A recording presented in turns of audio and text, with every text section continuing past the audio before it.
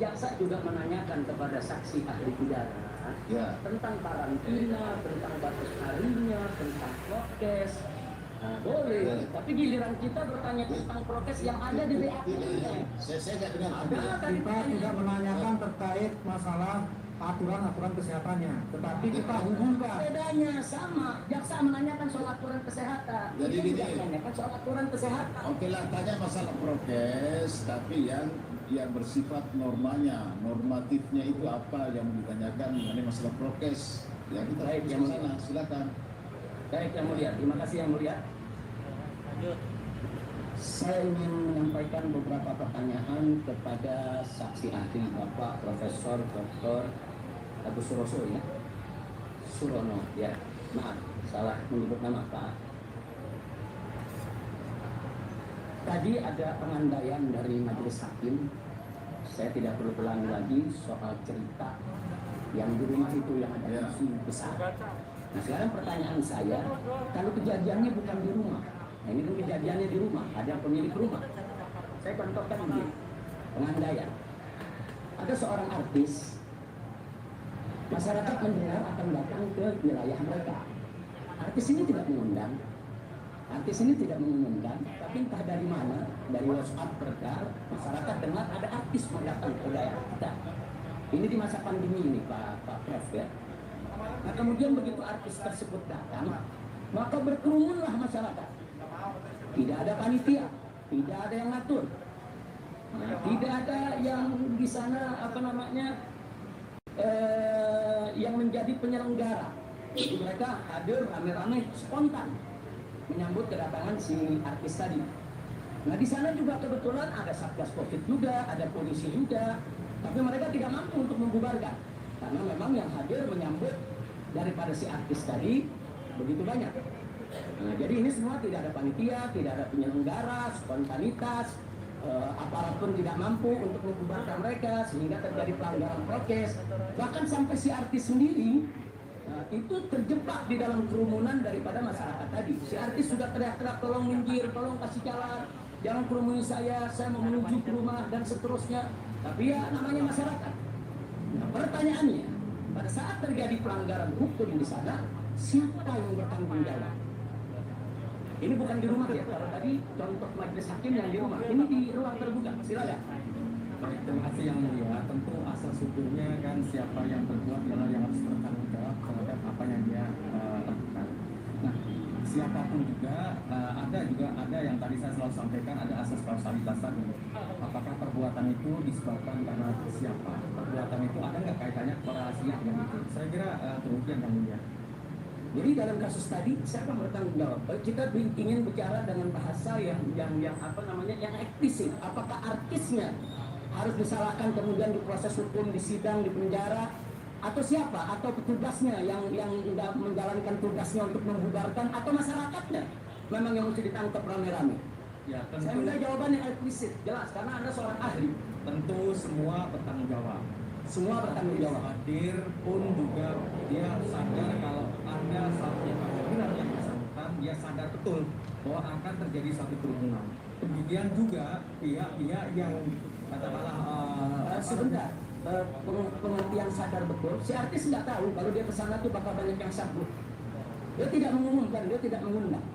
Jadi jangan dikatakan sadar. Saya tidak mengatakan si artis sadar ya. Sadar kalau dia bakal disambut begitu. Si artis nggak tahu kalau akan ada penyambutan ini. Jadi gini, itu juga keterangannya dia sadar menurut supaya kita bisa pahami maksudnya dia. Ya. Katakanlah bahwa artis itu sadar, itu versi dia. Nah, artis ini tidak mengundang, artis ini tidak menyangka. Panjang itu nanti menjadi berdebat. Ya, artis ini tidak menyangka Pak Majelis Hakim. Artis ini tidak sadar. Aktrisnya tidak sadar kalau ada akan penyambutan seperti itu karena dia nggak mengundang, nggak masih jadi tahu. kalau ini dijelaskan, saya kira sampai malam karena hal seperti ini kita pelajari di kuliah ini lama ini bisa panjang juga memang mata kuliahnya seperti ini. Makanya nggak bisa singkat kalau saya dulu diartikan ya. Soalnya pernah kita jadi mahasiswa dulu lama nih penelitian seperti ini baru bisa dipakai. Baik, saya lagi ambil kesimpulan itu tadi supaya cepat kita mengerti maksudnya. Ya, lanjut pertanyaan berikutnya. Baik, pertanyaan berikutnya. Nah, ini juga pengandaian nih. Pertanyaannya adalah seseorang mengundang masyarakat di suatu wilayah, katakan di Bekasi. Sebagai contoh, dia mengundang di suatu wilayah di Bekasi, ayo silakan datang ke acara kami di Jakarta. Nah kemudian pada saat ada acara di Jakarta, terjadi pelanggaran prokes, tapi tidak diketahui apakah yang hadir di Jakarta itu berasal dari Bekasi atau daerah lain. Tidak diketahui, tidak ada bukti, tidak ada yang menyaksikan kalau yang dari Bekasi itu datang. Sehingga tidak juga bisa diketahui bahwa yang dari Bekasi itu ikut melanggar prokes saat di Jakarta. Jelas ya pertanyaannya ya. Jadi undangan itu untuk orang Bekasi hadir di Jakarta, tapi tidak diketahui apa mereka hadir atau tidak. Dan tidak diketahui pula, karena tidak diketahui mereka hadir atau tidak, maka tidak diketahui pula mereka melanggar atau tidak.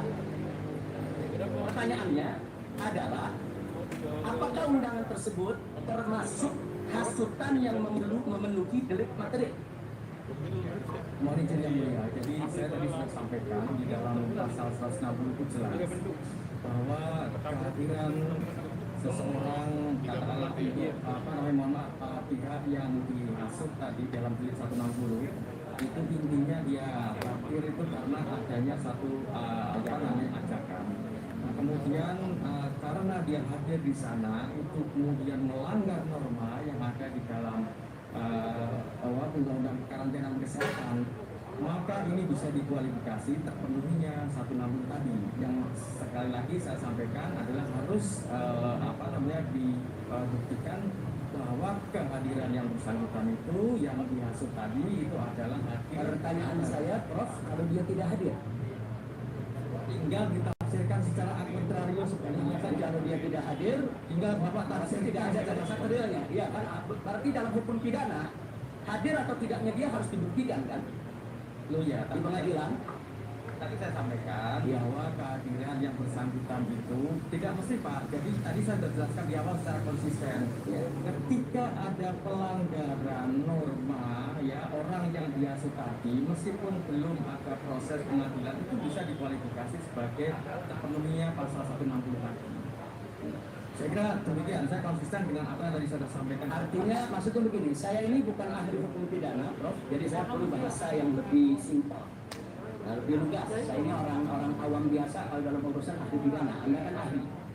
Nah, jadi pertanyaannya singkat saja. Jadi kalau yang di Bekasi itu tidak hadir dan tidak ikut melakukan pelanggaran prokes di Jakarta, berarti kan dari materialnya tidak terpenuhi. Tapi kan ada yang hadir di sana yang di luar Bekasi Pak. Dia tidak termasuk yang diundang di Bekasi. Saya bicara undangan, kan tadi kan mengundang. Yang diundang ini tidak datang. Yang datang yang nggak diundang. Baik, mohon izin yang mulia. Kalau soal prokes ya ada prokes, sudah ada sanksi hukum, itu sudah jalan. Yang saya tanya, apakah delik material orang yang diundang tidak datang dan yang diundang itu tidak melakukan pelanggaran? Apakah delik materialnya terpenuhi? Boleh saya menjawab dan Ya, harus dijawab, memang silakan. baik. Nah, karena kalau Bapak potong ya saya jadi nggak jawab. Udah sebab Anda jawabnya tadi yang hadir, saya nanyanya yang tidak hadir. Mohon izin yang mulia. Ya. Jadi kalau di dalam norma pasal 160 itu kan hasutan itu bisa langsung bisa tidak langsung, ya kan? Bisa langsung bisa tidak langsung. Nah, pertanyaan Ya seperti yang atau bisa juga lisan, bisa juga secara tertulis. Nah, artinya kalau dikaitkan dengan delik material di dalam 160 berdasarkan ketentuan berdasarkan putusan MK nomor 7 tahun 2009, maka kehadiran siapapun juga yang ada dalam peristiwa di suatu tempat, ya katakanlah saya sudah sebut di suatu tempat, apa di Jakarta, apa di mana, akibat undangan itu, maka ini memenuhi ketentuan, memenuhi norma atau unsur-unsur yang ada 160 itu. Menurut pemahaman saya, silakan bisa berbeda pendapat dengan saya, tapi pendapat Tadi pertanyaannya, kalau mereka datang tanpa diundang, yang diundang justru tidak hadir. Ini kan persoalannya diundang, menurut Anda kan diajak. Nah, karena yang diajak ini hadir melanggar prokes, jadi dinilai sebagai hasutan. Sekarang yang diundang tidak hadir, karena tidak hadir tidak ikut melanggar prokes. Apa itu bisa termasuk hasutan juga? Jadi sebenarnya sudah bola balik juga ini penjelasannya ya. Jadi tetap dia pelanggaran prokes kalau menurut dia ini sudah terpenuhi dia itu. Karena ada orang yang lain yang ramai-ramai memberikan tindak Tapi pidana itu tidak yang ditanya, Majelis. Yang saya tanya ini yang di wilayah Bekasi yang diundang. Ini tidak datang. Artinya dia tidak datang. Udah Dia tidak melanggar udah prokes. dijelaskan. Kalau menurut saya udah dijelaskan tadi. Ya baik. Kalau menurut Majelis Hakim sudah dijelaskan, saya ada pertanyaan yang berikutnya. Jadi karena yang penting di situ terwujud suatu tindak pidana, maka pasal 160 sudah terpenuhi. Baik. Lanjut Majelis Hakim. Ada pertanyaan lagi. Andai kata panitia sebuah acara, dia mengundang masyarakat, baik dengan lisan maupun tulisan, dan dalam undangannya ada pemberitahuan harus patuh prokes. Kemudian sekaligus panitia juga menyediakan masker, hand sanitizer, tempat cuci tangan.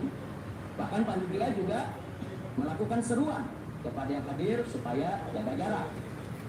Tiba-tiba begitu acara pada awalnya tertib, semua sesuai prokes, tapi tanpa diduga oleh panitia, makin malam, makin banyak yang hadir di luar dugaan, akhirnya terjadi pelanggaran prokes.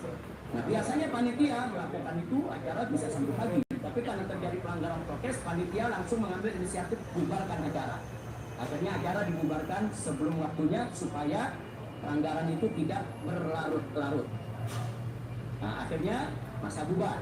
Pertanyaan saya, sikap panitia yang mengundang, memberitahukan, menyuruhkan patuh prokes, menyediakan masker, hand sanitizer, seruan jaga jarak, pada awalnya acara semua tertib dan lain sebagainya. Kemudian di luar dugaan tiba-tiba masa datang banyak terjadi pelanggaran prokes, akhirnya dibubarkan sebelum waktunya. Pertanyaan saya, apakah ini termasuk kesengajaan yang tadi dijelaskan, atau kelalaian, atau kealpaan, atau bagaimana? Atau memang panitia tidak bisa disalahkan? Silakan, secara hukum pidana. Menurut Yang Mulia, tadi kan sudah jelas saya sampaikan bahwa ini adalah dikualifikasi sebagai satu pengasandaan karena tahu bahwa akan terjadi satu potensi terjadinya kerumunan, dan itu disadari. Itulah yang saya sampaikan tadi dengan keinsafan tadi. Keinsafan, kesadaran bahwa ini kalau tetap dilakukan maka akan terjadi potensi terjadinya satu kerumunan. Itulah yang saya maksudkan tadi, ya, yang saya maksudkan. Saya kira demikian ya. Jadi kalau menurut saya juga semuanya yang sudah ini kan ahli hukum juga semua ini, penasihat hukum, jaksanya kita semua ya. Jadi punya penafsiran sendiri-sendiri silakan. Tidak harus bukan mutlak apa yang disampaikan ahli ya ini yang benar seperti ini. Dia punya pandangan seperti itu ya kita hargai. Berarti nanti dalam pledoi yang mulia ya. Ya, karena kalau nanti kita terus ini lama enggak selesai. Yang terakhir yang mulia, terakhir satu soal lagi yang mulia, satu saja. Kalau ada ormas Islam berdasarkan Islam asasnya, apa itu bertentangan dengan Pancasila?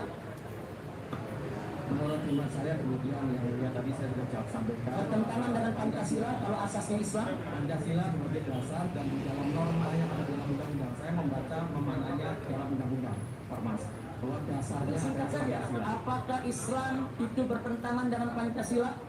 Ya kan ini kan dasarnya Islam. Tadi menuju yang mulia, jadi Ormas berasaskan Islam. asasnya harus Pancasila sesuai dengan norma yang ada di dalam undang-undang. Ya, ini aja. Sebentar, Majelis Hakim, dalam undang-undang keormasan tidak ada kewajiban untuk mencantumkan asas Pancasila. Setia kepada Pancasila memang wajib. Ya. Sehingga banyak ormas-ormas Islam saat ini berasaskan Islam. Ya. Dulu zaman Orde Baru betul asas organisasi itu harus Islam. Ya. Tapi saat ini asas bebas digunakan. Yang penting tidak bertentangan dengan Pancasila. Tidak bertentangan dengan Pancasila. Jadi pertanyaannya kalau ada ormas mencantumkan Islam sebagai dasar, apa itu bertentangan dengan Pancasila? Itu aja. Bisa dijawab itu atau tetap pada tadi Saya tetap pada pendapat saya. tidak bisa Dan, memberikan ya, pertentangannya? kalau yang tadi pertanyaannya lebih detail tadi nanti silakan tanya sama ahli yang lainnya. Tapi saya dalam membatasi. Ya, dia menolak untuk menjawab ya, menolak untuk menjawab. Ya baik, Majelis Hakim nanti akan kita jawab dalam pledoi karena kemarin di sini juga hadir ahli saksi fakta dari Kementerian Dalam Negeri. Ya. Kemarin sudah dipaparkan di sini tentang asas dan lain sebagainya. Insya Allah itu akan jadi bahan jawaban di pledoi. Ya. Jadi sekali lagi itu yang bisa kita sampaikan. Terima kasih.